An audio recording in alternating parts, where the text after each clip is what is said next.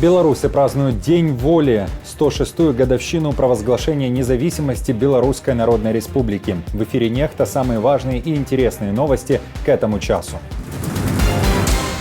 Варшава вызывает на ковер российского посла из-за ракеты, которая залетела на территорию Польши. В Минобороны страны обещают бить по российским объектам в небе.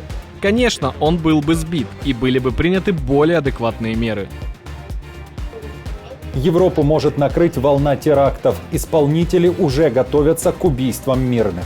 Весь мир наблюдает за происходящим, и в ужасной логике террористов это идеальная цель. В России не опознана половина жертв терактов в Крокус-Сити-Холле. Задержанные начинают говорить о заказчиках. В ходе осмотра места преступлений не обнаружено заминированных тел и иных следов минирования. Доброе утро, друзья! Для того, чтобы правда доходила до еще большего количества людей, крайне важна активность и интерес каждого из вас. Лайки, комментарии, подписки и репосты помогают нашим видео оставаться в тренде, а вы и сотни тысяч других пользователей всегда в курсе актуальных и важных событий. Именно о них сейчас и расскажем. Практически 400 дронов и больше сотни ракет российские оккупанты выпустили в марте по Украине. В последние 7 дней зафиксированы самые масштабные атаки. Для этого используется стратегическая авиация. Украинские мониторинговые группы предупреждают о повторных обстрелах страны. Под ударом, по сообщениям украинских властей, энерго- и нефтяная инфраструктура. Известно о повреждениях некоторых объектов группы «Нафтогаз» на западе Украины в результате воскресной атаки. Из-за обстрелов энергетических объектов, которые в Киеве назвали самыми масштабными за время Большой войны, без света остаются сотни тысяч людей по всей стране. Самая тяжелая ситуация в Харьковской области. Нестабильная обстановка в регионе после массированного обстрела, который произошел на прошлой неделе.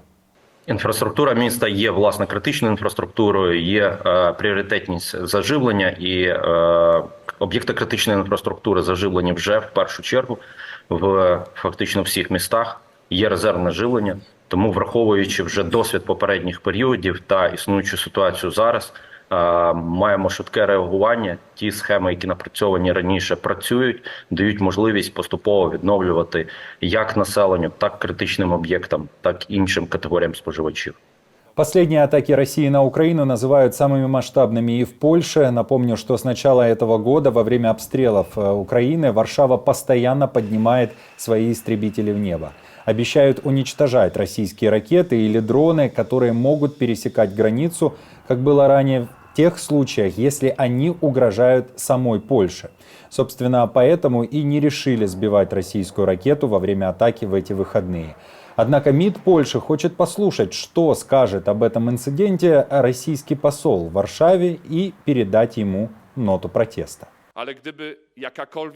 Если бы были какие-то предпосылки, указывающие на то, что этот объект направлялся к каким-либо целям, расположенным в Польше, конечно, он был бы сбит, и были бы приняты более адекватные меры. ЖД-ветка из Ростова-на-Дону в Крым, о строительстве которой в марте заявлял Путин, станет новой целью для ВСУ. Этот путь окажется в зоне досягаемости дальнобойного оружия, которое есть у украинских военных. Об этом сообщает Минобороны Великобритании. При этом британские аналитики называют эту дорогу, которая станет альтернативой Крымскому мосту, одним из крупнейших инфраструктурных проектов России на временно оккупированных территориях Украины. Кроме того, в Лондоне прокомментировали атаку на Крым, которая произошла с субботы на воскресенье. В ВСУ говорили, что поразили 2 десантных корабля и пункт связи флота. Незаконная оккупация Путиным Украины требует огромных затрат для Черноморского флота России, который в настоящее время функционально бездействует. Россия плавает по Черному морю с 1783 года, но теперь вынуждена удерживать свой флот в порту, и даже там корабли Путина тонут.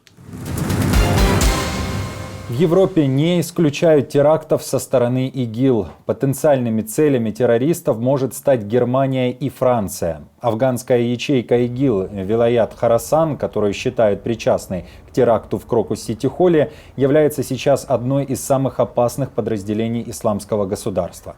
Об этом пишет Бильд. Авторы издания со ссылкой на спецслужбы Германии пишут о том, что игиловцы намерены совершать теракты в Германии и в других странах Западной Европы.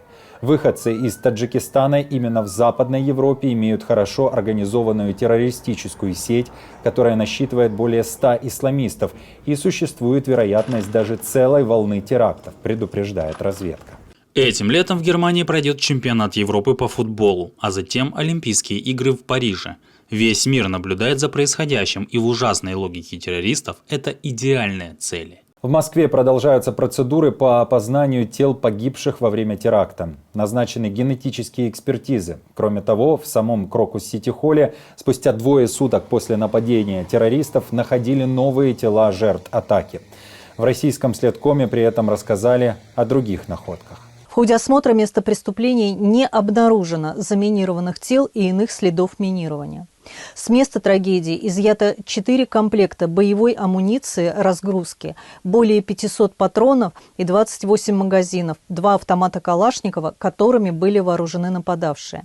При задержании подозреваемых на территории Брянской области в автомобиле «Рено» обнаружен и изъят пистолет Макарова и магазин от автомата Калашникова. По изъятому оружию назначены необходимые комплексные экспертизы. Проводятся следственные действия с подозреваемыми в совершении теракта. В ближайшее время следователями Следственного комитета будут приняты меры для избрания в отношении 4 подозреваемых меры пресечения в виде заключения под стражу. В Бундестаге напомнили, что Россия сама является террористическим государством, которое не дает покоя украинцам. И те, кто сеет террор, террор и пожинают. Кроме того, в Германии предупреждают, что Путин, вероятно, может использовать произошедшее в Крокусе в своих целях. В этом уверен и российский журналист Виктор Шендерович. Об этом он рассказал в интервью «Нехта». Традиционно, уже 20 лет с лишним, это будет использовано для закручивания гаек. Тут можно к гадалке не ходить. После Нордоста было доразогнано НТВ, после Беслана отменены губернаторские выборы. Сейчас это будет тоже использовано для получения карт-бланша на ужесточение, так сказать. Недаром это связали с Украиной, да, придумали этот украинский след ИГИЛу. Апропо, должен сказать, что, конечно, это типично украинский, да, украинцы нанимают таджиков, как правило, мы же знаем этот бандитский стиль, да, конечно. У него монополия на информацию, поэтому это будет крепко закачано в головы россиян, и это будет использовано для дотаптывания, так сказать, если остались какие-то уже совсем в пыли гражданские свободы, они будут дотоптаны. К зданию Крокус-Сити-Холла россияне продолжают нести цветы, говорят, что желают мести тем, кто стоит за терактом, но не особо задаются вопросом, как эти события стали реальностью. К тому же, это не первый теракт в истории РФ. Страшнейшая трагедия, которая произошла у нас в пятницу вечером. Никто этого, конечно, не ждал. Но знаете, что хочу сказать? Паники у народа нет совсем. Никакой паники нет, есть только праведный людской гнев. Российские телеграм-каналы обсуждают лишь то, что нападающим хватило 15 минут для расстрела и поджога здания, а после они очень спокойно покинули территорию Сити-Холла и смогли далеко уехать на стареньком Рено. При этом в МВД РФ уверяют, что полицейские были на месте теракта через 5 минут после вызова. А Генпрокуратура не нашла нарушений в организации охраны Крокуса, и необходимости в вооруженной охране также не было. Россия при Путине обзавелась таким количеством кровавых врагов, что странным было бы, если бы это все не повторялось раз за разом. Нынешний теракт был со стороны ИГИЛа, и поскольку ИГИЛ, тут подоплека очень простая, ИГИЛ страшно враждует с талибами, а Россия дружит с талибами. Да? То есть Россия умудрилась дружить со всеми убийцами мира, ну не со всеми, конечно, но почти со всеми. Вот, и завести себе врагов там, где вообще раньше не предполагалось врагов. Но не говоря уже о том, что Украина имеет сегодня полное моральное право на почти все. Да?